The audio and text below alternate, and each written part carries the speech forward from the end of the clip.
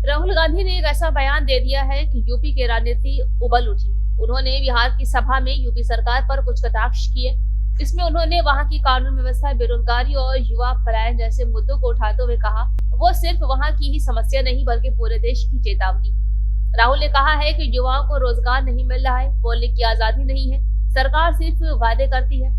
ये बातें उन्होंने बिहार के मंच से कही, लेकिन इसका इशारा यूपी की योगी सरकार तक का था। उन्होंने कहा है कि जब अवसर छीनेंगे, लोकतंत्र प्रभावित होगा और सामाजिक असमानताएं और गहरी होगी। ये बयान सुनते ही पूरी यूपी सियासत में हलचल शुरू हो गई। विपक्षी दलों ने इस बयान को सत्ताधारी बीजेपी और प्रदेश सरकार पर त्वरित हमला बोलने का अवसर माना है।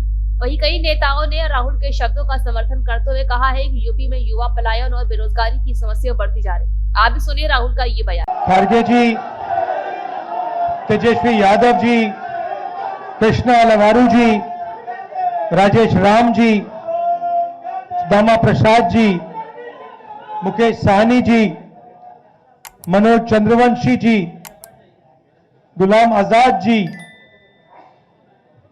मगनी लाल मंडल जी, अनिल जैहिंद जी और अति पिछड़ा कम्युनिटी से जो हमारे नेता आए हैं, प्रेस के हमारे मित्रों, आप सबका यहां बहुत बहुत स्वागत, नमस्कार। कैसे हैं आप लोग? ठीक हैं?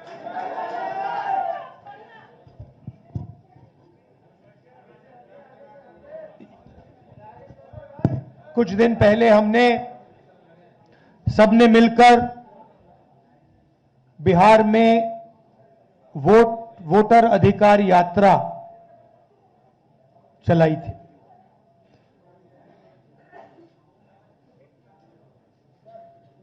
पंद्रह दिन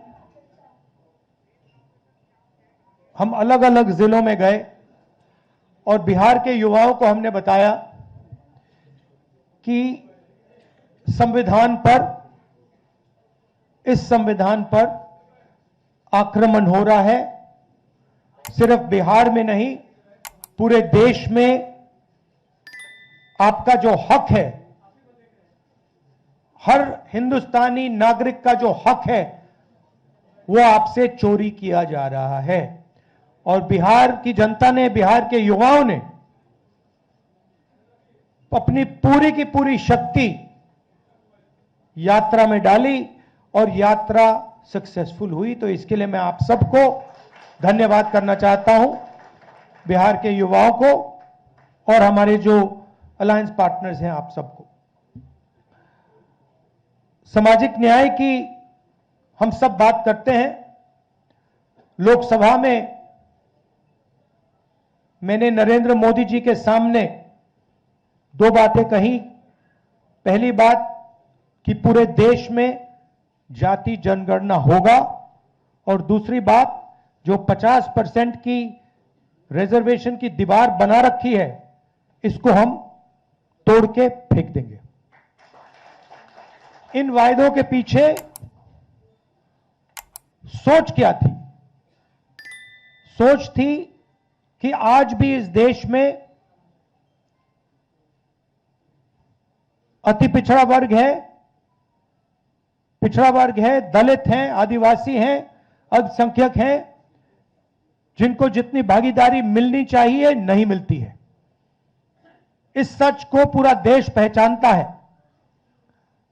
हम जाति जनगणना करवाना चाहते हैं क्योंकि हम दूध का दूध, पानी का पानी करवाना चाहते हैं और दिखाना चाहते हैं कि इस देश में दलितों की, अति पिछड़ों की कितनी आबादी है, माइनॉरिटीज की, आदिवासियों की, गरीब जनरल कास्ट की कितनी आबादी है, पूरे देश को पता लगना चाहिए। वो हमारी विचारधारा है। दूसरी तरफ, पता नहीं आपने देखा या नहीं, उत्तर प्रदेश में क्या हुआ? आपने देखा कि उत्तर प्रदेश में अब जात बेस्ड प्रोटेस्ट करना मना है। एक तरफ वो सोच है और दूसरी तरफ हमारी सोच है। आज हम यहां क्यों आए? क्योंकि हम अति पिछड़ा वर्ग को एक विजन देना चाहते हैं। हम आपको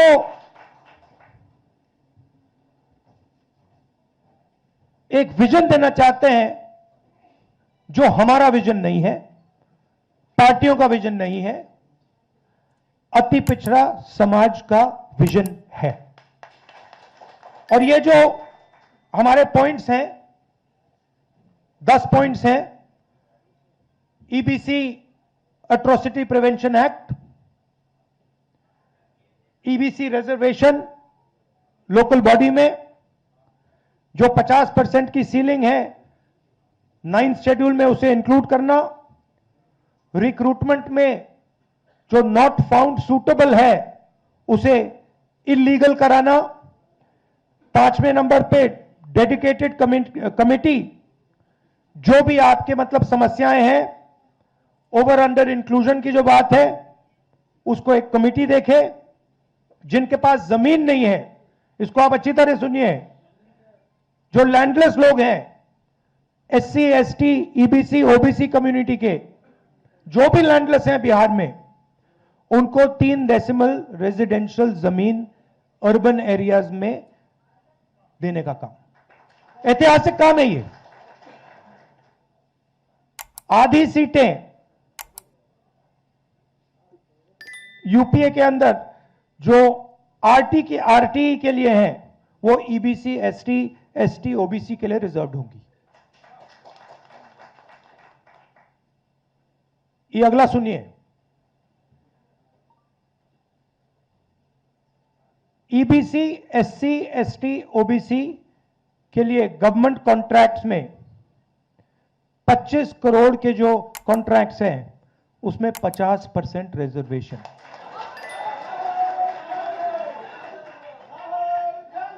आर्टिकल 15 रिजर्वेशन इन एडमिशन प्राइवेट एजुकेशनल इंस्टीट्यूशंस में हम यहां इंप्लीमेंट करेंगे। और एक रिजर्वेशन रेगुलेटरी अथॉरिटी जो रिजर्वेशन को देखेगी और इंप्लीमेंट करेगी। अब ये जो 10 पॉइंट्स हैं, ये आप लोगों से पूछकर, आप लोगों से पूछ के, आपके नेताओं से पूछ के, ईबीसी वर्ग के लोगों से पूछ के, महिलाओं से, स्टूडेंट से, इन सब से पूछकर हमने ये डेवलप किया है। ये हम इसको इंप्लीमेंट करेंगे, मगर ये आवाज आपकी है। यहां जो नेता बैठे हैं, मेरे आपके साथ डिस्कशन हुए हैं, आप आए हो, मेरे ऑफिस में आए हो, बैठे हुए हैं यहां पे, और ये आप मुझे बताइए, ये आपने हमें कहा था ना, ये आपने कहा था ना, ये तो ये अति पिछड़ा वर्ग की आवाज है और ये हम इंप्लीमेंट करने जा रहे हैं। एक चीज मैं आपको बताना चाहता हूं, देखिए, ये जो इस स्टेज पे कहा जा रहा है, ये सिर्फ 10 पॉइंट नहीं है।